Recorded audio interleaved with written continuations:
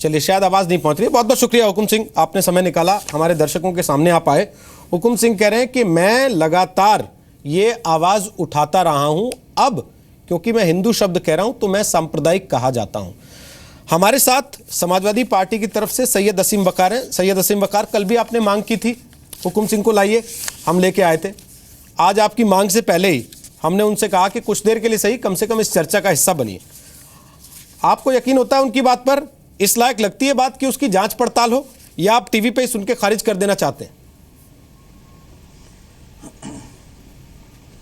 देखिए, जो हुकुम सिंह जी ने पहली लिस्ट जारी की थी, उसके बाद से लगातार भारतीय जनता पार्टी इसको सांप्रदायिक रंग दे रही थी, और हम लोग इस बात को कह रहे थे कि ये सांप्रदायिक मामला नहीं है, किसी भी तरह से सांप्रदायिक मामला नहीं है, इसको सांप्रदायिक रंग नहीं देना चाहिए। कांदला से अगर हिंदू गए हैं बाहर, तो मुसलमानों ने भी अपने इलाकों को छोड़ा है और बाहर गए हैं। और कल मैंने आपके चैनल पर हुकुम सिंह जी से यही सवाल उठाया था कि क्या आप गारंटी से कह सकते हैं कि सिर्फ हिंदुओं ने घर छोड़ा है, मुसलमानों ने घर नहीं छोड़ा है? तो उन्होंने इस बात का जवाब नहीं दिया था। अभी भी आपने जब ये बात कही तो आवाज़ आना बंद हो गई। दूसरी बात, अभी आज जो उन्होंने प्रेस कॉन्फ्रेंस की है, मैंने सुनी थी, उसमें उन्होंने मुसलमान परिवारों के नाम भी लिए हैं कि मुसलमानों ने भी परिवार घर छोड़े हैं और वो दूसरी जगह पलायन करके गए हैं। तो और ख़ुद उन्होंने कहा कि ये सांप्रदायिक मामला नहीं है, ये कानून व्यवस्था का मामला है, इसको सांप्रदायिक रंग ना दिया जाए। हम तो कल से कह रहे हैं सर, आप ही नहीं मान रहे थे। सवाल करना चाहता हम तो पहले दिन से कह रहे हैं कि कानून व्यवस्था फेल रही वहां पर, आप इससे भी इनकार करते रहे। सर नहीं रोहित जी, कल की डिबेट सुनिएगा। आप सुन लीजिए वापस, सिर्फ हिंदुओं की तरफ मोड़ रहे थे। आप चाहें तो मैं वापस आपको सुनवा दूंगा सर। मैंने कल भी आपसे पूछा, मैंने कहा लॉ एंड ऑर्डर फेल है, आपने कहा कि बिना जांच के कैसे कह दूं लॉ एंड ऑर्डर फेल है। मुझे पूरी बात करने दीजिए। आपके ही चैनल को मैंने देखा, जब हुकुम सिंह जी बहस कर रहे थे तो आपके ही चैनल पर और बाकी चैनल्स को मैंने पलट के देखा, उसमें नीचे पट्टी चल रही थी हुकुम सिंह जी की एक प्रेस कॉन्फ्रेंस के साथ साथ वो बोल रहे थे, और उसमें लिखा था हुकुम सिंह जी का यू टर्न। हुकुम सिंह जी कैराना मामले पर अपने बयान से पलटे, तो यू टर्न तो आदमी वही लेता है ना जहां उसने पहले कुछ कहा हो बाद में कुछ कहा हो। सभी चैनल्स पे दिखाया जा रहा था। हम पहले से ये बात कह रहे थे कि ये सांप्रदायिक मामला नहीं है, लेकिन अफसोस इस बात का हुआ कि हिंदुस्तान की सुरक्षा से खिलवाड़ किया जा रहा है सर। आपने देश को गृह युद्ध की तरफ ढकेला जा रहा है। आपने कल के 1 घंटे के कार्यक्रम में मेरे ही साथ कम से कम 50 बार कहा कि मुसलमान परिवार भी गए। उठाया है। मैंने आपसे कल भी कहा आपके पास कोई लिस्ट है, लेकिन आपने लिस्ट नहीं दी, ना ही आज आप वो लिस्ट लेके आए हैं ऐसा लगता है।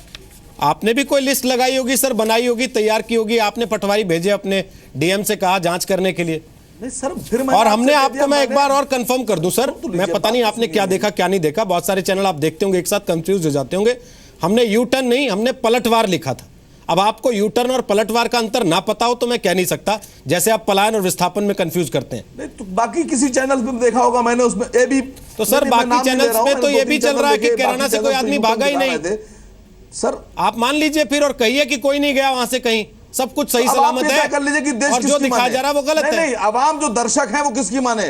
जी न्यूज की नहीं, जी न्यूज की सच्चाई माने या बाकी चैनल जो दिखा रहे हैं उनको सच्चाई माने? विवेक है, आप ये तय कर लीजिए कि आप दर्शकों के पास अपनी बुद्धि विवेक है सर, दर्शकों के पास बुद्धि विवेक है, लोगों के पास तभी वो देखने के बाद ये तय करना जानते हैं किस पे भरोसा करना है किस पे नहीं। तभी आज भारतीय जनता पार्टी को अपनी जीवन के लिए, अपनी पार्टी की जीवन की लड़ाई लड़ना पड़ रही है। बुद्धि विवेक है देश में, इसीलिए भारतीय जनता पार्टी को हर जगह से हार मिलती चली जा रही है। लोग अभी जानते हैं कि सच्चाई क्या है और कौन उनको भड़का रहा है और कौन उनको भड़का रहा है।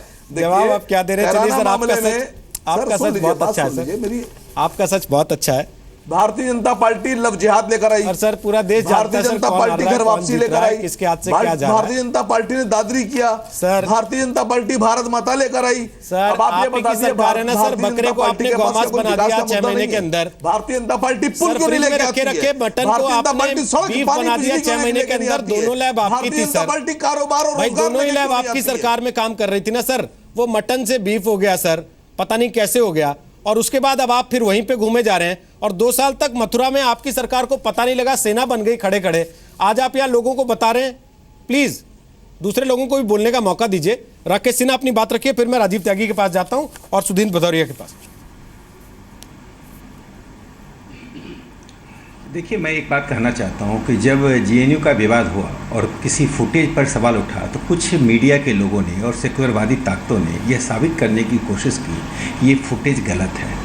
अंत में और पूरे देश में एक माहौल बनाया गया कि मीडिया का एक सेक्शन अति उग्र राष्ट्रवाद को जन्म दे रहा है, और अंत में हमें क्या मिला? आज वे माफ़ी मांगने के लिए तैयार नहीं है। देखिए, कैराना और कांधला की घटना पर मैं दो बातें स्पष्ट रूप से कहना चाहता हूँ। कांधला में 80% मुस्लिम हैं और कैराना में 69% मुस्लिम हैं। वहाँ पर स्थानीय स्तर पर हिंदू मुस्लिम का जो सद्भाव का इंडेक्स था बहुत ऊंचा होता था, और लेकिन अचानक घटना कैसे घटी? जो लोग माइग्रेट कर रहे हैं उनके 3 कारण हैं। उन 3 कारणों को मैं स्पष्टता से आधिकारिक तौर पर कह रहा हूँ। एक, कि उनका आर्थिक बहिष्कार किया गया। जो छोटे छोटे व्यापारी थे उनके व्यापार बंद किए, उनसे कोई हफ्ता नहीं वसूला गया। उनकी ऐसी स्थिति कर दी गई, कोई मुसलमान उनके दुकान पर जाना बंद कर दिया। वो बोलेंगे नहीं, लोहार के पास से लेना बंद कर दिया, जो सोनार था उसके पास सोना लेना बंद कर दिया। तो आर्थिक बहिष्कार के कारण आर्थिक उनकी मंदी हुई और बाहर गए। दूसरा, बहन बेटियों की इज्जत दांव पर लगी, चाहे गुंडागर्दी के कारण लगी, जिसके कारण लगी। पूरे देश का कारोबार घटना पूरे दुनिया में इस वक्त कारोबार पे खतरा मंडरा रहा है। हर जगह मंदी का दौर चल रहा है। आप बोल लिए, आप यहाँ बैठ, आपने बोला, मैंने हस्तक्षेप नहीं किया।